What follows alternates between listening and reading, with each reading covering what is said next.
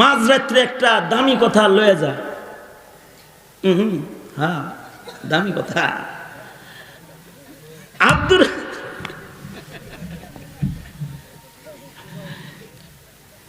আব্দুর রহিম রায়পুরি রহমতুল্লাহ আলাইহির কাছে এক লোক একটা কলসি লয়ে আসছে, মাটির কলস। আচ্ছা, মানুষ গেছে গে, তাই কি আপনারা তো আসেনি, ওয়াজ করলে কোনো সমস্যা আছে? আমি তো নিয়ত করে বইছি আজকে যা করে আল্লাহ ওয়াজ করব। আপনারা কি কন? কতক্ষণ? সারা রাত? আপনারা, আমি না। আচ্ছা, বেশি লম্বা থাকা লাগবে না, অল্প কিছু সময় থাকেন, একটা থাকবেন। মৌলবীর কাছে থাকতে হয়, থাকলে অনেক কিছু লাভ হয়। এমন জিনিস শেখা যায় যা কোনো দিন কোনো ডাক্তার, ইঞ্জিনিয়ার, অ্যাডভোকেট, ডক্টরেট ডিগ্রিধারীর কাছে যায় জীবনে শিখতে পারবেন না। মোল্লার কাছে বয়ে থাকলে এগুলো শিখা লাইবেন। হ্যাঁ, ঠিক বললেও ঠিক, না বললেও ঠিক মিয়া। কারণ মৌলবী এমন সমাধান দিবে যেই সমাধান কোরআন হাদিস ছাড়া আর কোথাও নাই। এ কারণে ওয়াজের ভেতরে এমন কিছু সমাধান আসে যেই সমাধানগুলো জাগতিক শিক্ষায় শিক্ষিতদের কাছে যা পাইবা না, ওইগুলা এই সমাধান এখানে পাইবা।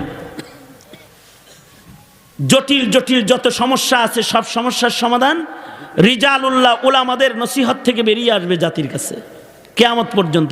নবী তো আর আসবে না, মৌলবীরা কথা বলবে আর সমাধান বেরিয়ে আসবে। এই কারণেই মৌলবীদের কথা বলা বন্ধ। এই কারণেই, এটাও একটা কারণ। কারণ সবকিছু তুমি তো আদার ব্যাপারই, তুমি বুঝবা না, রাগ হওয়ার কিছু নাই। এটা রাগ হওয়ার কিছু না, তুমি আদার ব্যাপারই, সব তুমি বুঝবাই না। ওই পর্যন্ত তোমার ব্রেন যাবেই না যেখানে মৌলবীর ব্রেন যাবে দিনের বেলায়, ধর্মের ব্যাপারে, ইমানের ব্যাপারে। আলেমের ব্রেন যেখানে যাবে তোমারটা যাবে না। তো তুমি তো ট্রান্সজেন্ডারকে প্রমোট করে ফেলবে যদি তুমি মাসআলা না জানো। কারণ এটা মজার জীবন, তো মানে এক কামে দুই কাম, পুরুষ ও মহিলাও।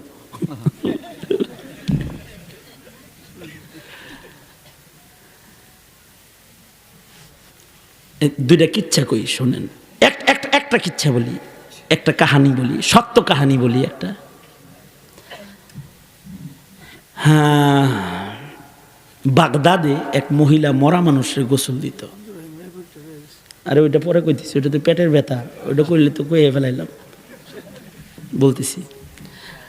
বাগদাদে এক মহিলা মৃত মানুষকে গোসল দিত। এক মহিলা, সুন্দর লেগে বলছেন না, স্লিপ দিতে বলছেন? আচ্ছা ঠিক আছে, আমি মনে করছি স্লিপ দিতে আইসে, আমি মনে করছি তাদের ওয়াজ শুনতে বলছে। যাই হোক, এই ওই আব্দুর রহিম রায়পুরের কথাটা আমার মনে করাই দিয়েন, ঠিক আছে? ভুলে যদি যাই আর কি। তা বাগদাদে এক মহিলা মরা মানুষের গোসল দিত। তো এলাকায় একটা মহিলা মানুষ মারা গেল, লোকেরা আসছে, আমগর বাড়িতে মাইয়েত মারা গেছে, চাচি আমনে গোসলটা দিয়ে দেন, এই বেটির কাছে আইছে। কিন্তু সমস্যা হইল এই মহিলার তখন মাসিক চলছে, ঋতুস্রাব, মিন্সের হালত। মহিলার আকল বাইরে বাইরে করতেছে, মিন্সের হালতে কি কোনো মরা মানুষের গোসল দেওয়া যাইব? আমি তো না পাক, কাফন পড়ামো, আল্লাহর কাছে যাইব বেডি। হ্যাঁ রে, আমি মাসিকের হালতে দৌড়মু চমু, কিরম হয়? হের মাথায় এটা বাইরে বাইরে করতেছে। তো হে গেছে জামিয়া ইউনিভার্সিটিতে, মানে বাগদাদের যে বড় মাদ্রাসা, ওই মাদ্রাসায় গেছে। যে ছাত্র একটারে কয়, এই হায়েজের হালতে কি মরা মানুষরে গোসল দেওয়ান যায় নাকি রে? ছাত্র কয়, এগুলো কি আমি জানি নাকি? মুফতি সাহেব নাকি? যান, বড় মুফতি সাহেবের কাছে যান। মহিলা মুফতি সাহেবকে যায় বলে, মুফতি সাহেব, আমার হায়েজ চলছে, মিন্সের হালতে কি মরা মানুষের গোসল দেওয়া যাবে? মুফতি সাহেব বলছে, যাবে, যাও। মহিলা চলে আসছে। ছাত্ররা বলে, কই যান? নিজের বাড়ি যান না মরা বাড়ি যান? কয়, মৃতর বাড়ি যাই, গোসল দিতে যাই। জায়েজ আছে নি? হুজুর কি বলছে? কয় জায়েজ আছে। কয় দলিল কি? কয় দলিল তো আমার দরকার নেই, আমি উম্মি মানুষ, আলেমে একটা মাসালা বলছে, আমি ওইটা আমল করবো, বাস এটাই আমার কাম, আমার এত কাটাকাটির দরকার আছে? ছাত্ররা কয় আরে আপনার দরকার নেই, আমগর আছে। দলিলটা কোন জায়গায় আছে মুফতি সাহেব একটু জিগায় যান। মানুষ জিগাইলে কিতাবের নামটা কমাস কম কইতে পারবেন। মহিলা যা কয় হুজুর হায়েজের হালতে যে মরা মানুষ গোসল দেওয়া যায় এটা কোন কিতাবে আছে? কিতাবের নামটা কইয়া দেন। কম আস কম কেউ যদি জিগায় তাহলে যেন আমি কইতাম পারি যে অমুক কিতাবে মাসালাটা আছে। তো মুফতি সাহেব বলে কেউ যদি জিগায় যে হায়েজের হালতে মরা মানুষ গোসল দেওয়া যায় এটা কই আছে, বইল বুখারী শরীফে আছে। দলিল হইল বুখারী শরীফে আছে। মহিলা খুশি হয়ে গেছে, কারণ বুখারী শরীফ এমন একটা কিতাবের নাম যে কিতাবের নাম জানে না এমন মুসলমান নাই। আসাহুল কুতুবি বাদা কিতাবিল্লাহ, কোরআনের পরে সবচেয়ে বিশুদ্ধতম কিতাবের নাম হলো বুখারী শরীফ। বুখারী শরীফ নাম শুনে খুশিতে আত্মহারা। দলিল বুখারীতে আছে, খুঁজা লাগা। চলে গেছে ছাত্ররা, এবার বুখারী খুলে বইছে। কোন জায়গায় দলিল আছে বুখারী শরীফে? বুখারী শরীফ তছনছ করে লাইতেছে, কিন্তু কোন জায়গায় খুঁজা পায় না। হালতে হায়েজে মাইয়িতরে ধন যায়, কোথাও খুঁজা পায় না। ছাত্রদের মাথা গরম, কি হুজুর কি বলে বুখারী কইল নাকি? ছাত্ররা যায় হুজুররে বলে ওস্তাদ জি হায়েজের হালতে মরা মানুষ গোসল দেওয়া যায়, দলিল বলে দিছেন, বুখারী খুঁজা পাই না। হুজুর বলে আদার ব্যাপারে জাহাজের খবর কেমনে জানবা?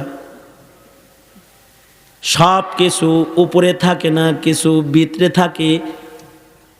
সাগরের নিচে কিছু দৌলত থাকে যা সাধারণ মানুষ হাতে পায় না, ডুবুরির হাতে চইলা যায়। মাটির তলদেশে কিছু জিনিস থাকে লাঙ্গলের ফাল দিয়া ধাক্কাইলে উপরে আসে না, বিজ্ঞানী দিয়া বাইর করতে হয়। শরীয়তে ইসলামের আজব আজব কিছু মাসআলা আছে যা তোমার মূর্খতার লাঙ্গল দিয়া গুতাইলে আইব না, এটা কোরআন হাদিসের গভীরতা দিয়ে আনতে হয়। তুমি এটা কেমনে তালাশ করে পাবে? তাহলে হুজুর বুঝায় দেন একটু, কই আছে? হুজুর কয় তাহলে নবী আলাইহিস সালামের ইতিকাফের অধ্যায় খুলো। নবী আলাইহিস সালাম রোজার মাসে ইতিকাফ করতেন মসজিদে। কখনো কখনো আল্লাহর নবী ইতিকাফরত মসজিদের ভেতরে দাঁড়িয়ে মসজিদের জানালা দিয়া আল্লাহর নবী নিজের মাথা সার মুবারক হুজরায়ে আয়েশায় আল্লাহর রাসূল বের করে দিতেন।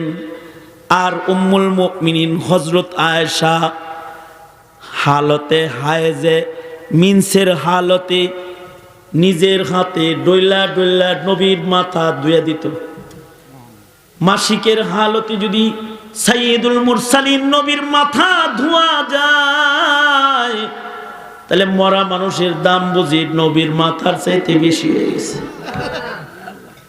ওইটা যেহেতু ধোয়া যায়, আরো অনেক কিছু ধোয়া যায়, তরকারি ধোয়া যায়, মাছ ধোয়া যায়, স্বামীরে গোসল করায় দেওয়া যায়। যদি না যাইতো তাইলে ঘরে ঋতুস্রাব চালু হইলে হোটেলে যায় আঙ্গুল চুষতা, বাড়িতে কোনো খাওয়ান খুঁজা পাইত না। মাসাইল তো উলামায়ে কেরামের মাথার ভেতরে ইলমের গভীরতার কারণে জাতির কাছে সহজে পৌঁছে যায়। এ কারণে মৌলবীরা এমন কিছু কয় যা তুমি জগতের সব শিক্ষিত একত্রিত করলে তুমি পাবা না। কারণ পৃথিবীতে এই যে একটা জরুরি কথা, এটা এই কথাটা বলে আমি ওই কথাটা বলতেছি। পৃথিবীতে বিজ্ঞানের উন্নতি যত হবে মাসালার পেশপুস তত বেশি লাগবে। কারণ শোনেন, আগের যুগে 7 গ্রামের ছিল এক মোল্লা। কয় গ্রামের? 7 গ্রামের মুফতি সাহেব একজন, মোল্লা একজন, যা ফতোয়া দিত ওই ফতোয়ায় 7 গ্রাম চলতো। আর এখন ঘরে ঘরে মুফতি, তাও পেশ ঘরে ঘরে মুফতি আছে। মুফতি এখন ঘরে ঘরে। হাফেজে কোরআন কোরআন জেলায় 2-4টা ছিল। আমার বাবার কাছে গল্প শুনছি, আমার আব্বা যখন হাফেজ হইছে 3-4 জেলার লোক ওনারে দেখতে আইছে। হায় হায় রে, কোরআন শরীফ মুখস্থ করছে রে। আর আজকেও হাফেজের মাথায় পাগড়ি দিছি কমপক্ষে 50টা রে। কয়েক জায়গায় পাগড়ি দিছি যে কমপক্ষে 50 জনের পাগড়ি দিছে আজকেও। এর ভিতরে পিচ্চি বাচ্চাও আছে, লেদা বাচ্চারাও আছে। কেন কেন এই ইলমকে আল্লাহ কলবে ঢুকাইতেছেন? এত কেন? এত হাফেজ কেন বানাইতেছেন? এত মুফতি কেন বানাইতেছেন? পেশো যে বেশি, এই জন্য ছুটানির লোকও লাগে বেশি। আগে এক হাফিজি হই বললে পরে সারা বাংলাদেশ কাঁপতো, আর এখন সব মিলেও এত পেশ ছুটানো যায় না। কারণও আছে। কারণ হলো আমি রাত্রে মাঝখানে যে মাসালাটা আপনাকে বলতেছি, আমি একটা সোজা করে বলে গেলাম, আপনি বাজ্যে গুগল দামাত বারকাতুহুমকে জিজ্ঞেস করবেন, তো হে মিয়া আপনার এতগুলো পেঁয়াজ লাগাই দিব, আপনার বুকে খুলবো কে? মুফতি আজম শফি রহমতুল্লাহ আলাইহি বলছেন, এই কথাটা শোনেন, মুফতি আজম শফি রহমতুল্লাহ আলাইহি বলেছেন, জাতির কাছে যখন আলেমের সম্মান কমে যাবে, আলেমের কদর নষ্ট হয়ে যাবে, ইলমের সম্মান কমে যাবে, মুসলমানের সংখ্যা গণনায় থাকবে, কিন্তু এই মুসলমানের ভেতরে কাদিয়ানি বেশি হয়ে যাবে, নাস্তিক বেশি হয়ে যাবে, মুরতাদ বেশি হয়ে যাবে, বেঈমান বেশি হয়ে যাবে, বেঈমান বেশি হয়ে যাবে। কারণ এটি মাসালা বুঝবে না তো। মুফতি আজম বলছেন, দেখো এই শোনো, এই রক্ত যে একজন আরেকজনেরটা দেয়, জায়েজ না না জায়েজ? ফতোয়াটা তোমারও দেওয়ার দরকার নেই, আমারও দেওয়ার দরকার নেই, মৌলবী দিলে ভালো। আমিও মুফতি সাহেব না, তাই আমিও দিলাম না। আচ্ছা ধরে নিলাম এটা জায়েজ। ফতোয়াটা কারা দিছে? জায়েজ যে এই ফতোয়া কে দিছে? মুফতি সাহেব দিছে না?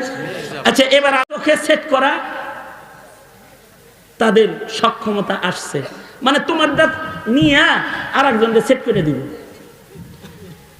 অপেক্ষা করো, অযোগ্য ওদের পিছনে যদি ঘুরো না, হেরা যদি কয়ে দেয় জায়েজ, তাইলে করবো কি জানো? পকেটে যেরকম চেন লাগাই রাখো, টেয়া যেন আড়ায় না যায়, চোখের ভিতরে চেন লাগাই ঘুরন লাগবে, এটা খুইলা যেন কেউ না নিয়ে যায়, বুঝো নাই? কারণ এই অঙ্গদান জায়েজ না না জায়েজ, এইটার সমাধান সারা দুনিয়ার সব বিজ্ঞান আর জাগতিক বুদ্ধি এক জায়গায় করলে সমাধান বের করতে পারবা না তোমরা, পারবা না, বের করতে পারবা না তোমরা।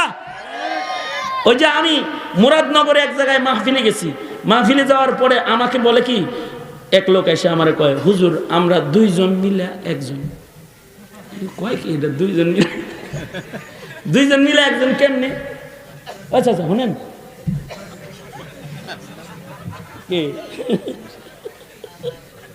বইতে কোন এই আইতাছি, আমি আইতাছি, হুজুর আইতাছি, আমি ওয়াজটা শেষ করে আহি। আপনারা আমার কয় কি 2 জন মিলে একজন? আমি বললাম যে স্বামী স্ত্রী 2 জন মিলে তো একজনই। তো কি হয়েছে? কয় না এইভাবে না, অন্যভাবে। কেমনে? কয় হুজুর আমার দোনো কিডনি নষ্ট হয়ে গেছে, আমার বউ আমার একটা কিডনি দান করছে, হেয়ার কিডনি দিয়ে এখন আমরা 2 জন চলি ফিরি, খাই দেয়। আমি কই যে ভালো কথা, খানদান জায়েজ না জায়েজ ও তো আর জিজ্ঞেস করেন নাই কারোর কাছে, লাগাই হালাইছেন, হেও দিছে, আপনিও প্রেমে পড়ে নিছেন, হেও ভালোবাসা দিছে, ঠিক আছে। আপনারা কি লাভ ম্যারেজ নাকি? কয় জি হুজুর। মাশাআল্লাহ মাশাআল্লাহ। আচ্ছা তাহলে কমাস কম আপনি এই কিডনি ভিতরে থাকা অবস্থায় কোনো আকাম করেন না। কারণ হলো আপনি যদি কোনো আকাম করেন, তাইলে আপনার আকাম ডালেও ফিরিস্তারা টানাটানি শুরু করব। কারণ একদল ফিরিস্তা নিব আপনার আকামের গুনাহটা আপনার বউয়ের আমল নামায় নিবার, আর এক দলে নিব আপনার আমল নামায় নিবার। কারণ আপনি যার কিডনি দিয়ে এই সচল আর আকাম করার যোগ্যতা অর্জন করছেন, সেই লোক হলো আপনার বউ। হেরা কব এই গুনাহটা এখানে লেহি, হেরা কব না এই গুনাহটা এখানে লেহি, তো এটা পেঁয়াজ লাগলো না। আচ্ছা মনে করেন আপনার চক্ষু আপনি আব্দুর রহমান আব্দুর রহিম রে দান করছেন, আপনি তো চক্ষু দিয়ে কোরআন পড়তেন, আপনি চক্ষু দিয়ে হাদিস পড়তেন, আপনি চক্ষু দিয়ে আলেম দেখতেন, আপনি চক্ষু দিয়া ওয়াজে যাইতেন, আর হে চোখ দিয়া সিনেমা হলে যায়, হে চোখ দিয়া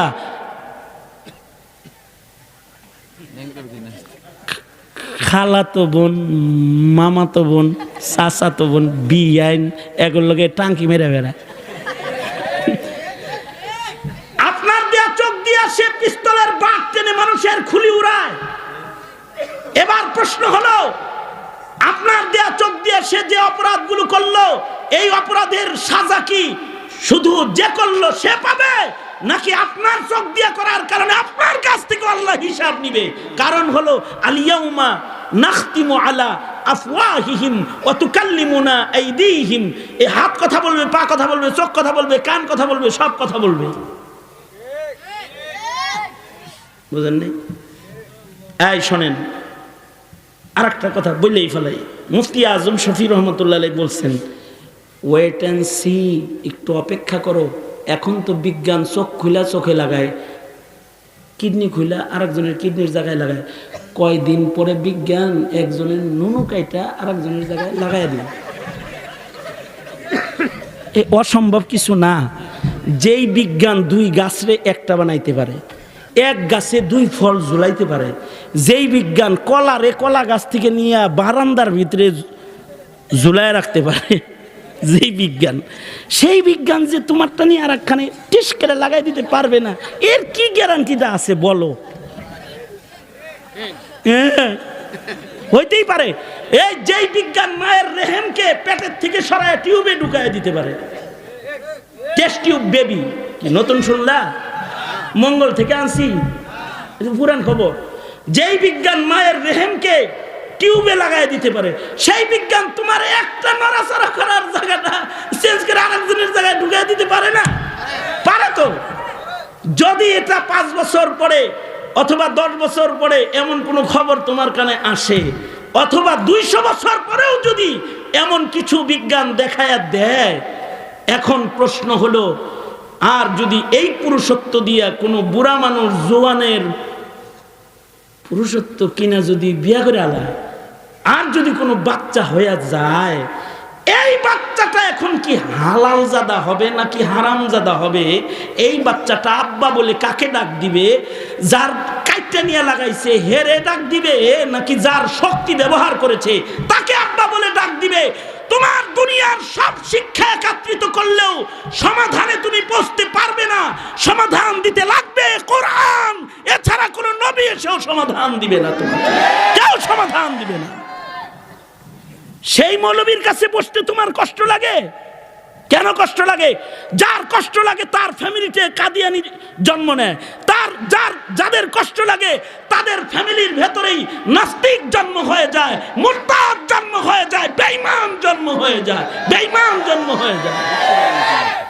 আর যাদের কষ্ট লাগে না তাদের ঈমান হেফাজত হয়, তাদের নসলেরও ঈমান হেফাজত হয়, তাদের মরণটা ভালো হয়, তাদের কবরটা ভালো হয়, তাদের আরজি থাকে আমার কবরটা যেন ওলিদের কবরের সাথে হয়। অত কিছু বলার দরকার নাই, এত রাত্রে যা বলছি তাই অনেক। আব্দুর রহিম রায়পুরীর কাছে একজন মাটির কলসি আইনা কয় কি, হুজুর আমার কলসি রে জিনে ধরছে। আগে জানতাম যে মানুষরে জিনে ধরে, তোর কলসিরেও জিনে ধরে রে, কলসে জিনে ধরছে কেন? কি সমস্যাটা কি? কয় সমস্যাটা হলো হুজুর, এই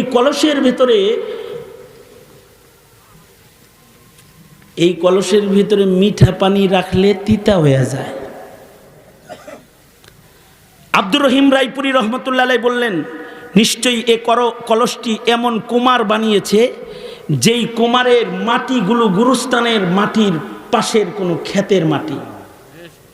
উনি বললেন, আসলেই তাহকিক করে দেখা গেল এই কুমারের একটা ক্ষেত আছে গুরুস্থানের সাথে লাগানি, ওই ক্ষেতের থেকে মাটি নিয়ে নিয়ে ইদানিং সে এগুলো বানায়।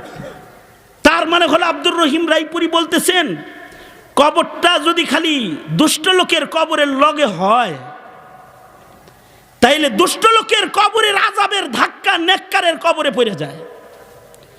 এই কারণে আল্লাহর রাসূল বলেন, আমি জিদনি মিসকিনান ওয়াহশুরনি ফি জুমরাতিল মাসাকিন। তুমি কি জীবনে কোনোদিনে দোয়া করেছো যে আমার কবরটা যেন একটা হাফেজের কবরের সাথে হয়, আমার কবরটা যেন একজন হাজির কবরের সাথে হয়, আমার কবরটা যেন একটা ওলির কবরের সাথে হয়? করো না তো খেয়াল করে দোয়াটা, অথচ করা উচিত। কারণ কবর যদি কারোর ভালো না হয় তাহলে হাসর খারাপ হইয়া যায়। আল্লাহ তাআলা বলেন ওয়াত্তাকু ইয়াওমান তুরজাউনা ফীহি ইলাল্লাহ। আর একটা দিবসকে ভয় করবা, সেটা হলো হাসরের দিবস, যেদিন মাথার আধাত উপরে সূর্য থাকবে, মাথার চান্দি ফেটে মগজ গড়ায় পড়বে, পায়ের নিচের জমিন তামাক হয়ে যাবে, আধাত উপরে সূর্য আসবে, জিহ্বা বের হয়ে নাভি পর্যন্ত ঝুলে পড়বে, মানুষেরা পানি পানি চিৎকার দিবে, কাহার আর জালাল লইয়া আল্লাহ তাআলা বিচার করতে বসবে। নবীরা পর্যন্ত থরথর করে কাঁপবে। ওই কঠিন দিনে যেন তোমার অবস্থানটা সুন্দর হয়, তাহলে বেঁচে যাবে। হাসরের দিনে, বিচারের দিনে, যেদিন কঠিন হালাত হবে, ওই দিনও 7 প্রকারের মানুষকে আল্লাহ তাআলা আরশের ছায়ার নিচে জায়গা দান করবে। তাদের ভেতরে একটা প্রকার হলো ওয়ারাজুলান তাহাব্বা ফিল্লাহ, যে 2 জনার ভেতরে ভালোবাসা ছিল শুধুই মাত্র আল্লাহর জন্য। এই ভালোবাসাটা কঠিন হাসরের দিনে আরশের ছায়া পাওয়ার উসিলা হবে। আমি বিশ্বাস করি এ 1500 বছর পরে এসে সাধারণ জনতা যারা আলেমদের প্রেমে পড়ে যায়, যারা রাত 12টা-1টা পর্যন্ত মৌলবীর জন্য অপেক্ষার প্রহর গণে, যারা আলেমের সাথে বসে থাকাটাকে নিজের জন্য সৌভাগ্যের আর গনিমতের বস্তু মনে করে যারা এমন করে ইন্তজার করে, আমি তো আল্লাহর কালাম হাতে করে বলতে পারি, যদি কোরআন আর হাদিসের বর্ণনা যদি তাই হয়, তাহলে এই মুহাব্বতগুলো অবশ্যই ময়দানে মাহশারে আরশের নিচে ছায়া পাওয়ার জন্য উসিলা হয়ে যাবে। আল্লাহ তাআলা আমাদের আজকের এই ভালোবাসাটাকে হাসরে আরশের ছায়ার নিচে কঠিন দিনে দাঁড়াইবার জন্য আল্লাহ তাআলা যেন উসিলা বানায় দেয়। জোরে বলেন আমিন। এই কঠিন দিনের একটা পুঁজি যেন আজকের এই অপেক্ষা আর এই সোহবতের আসরটা হয়ে যায়।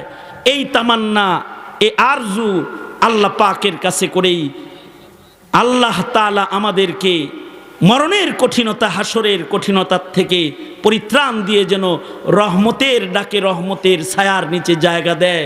এ কামনা করি আজকের আলোচনা এ পর্যন্তই ইতি টানতেছি।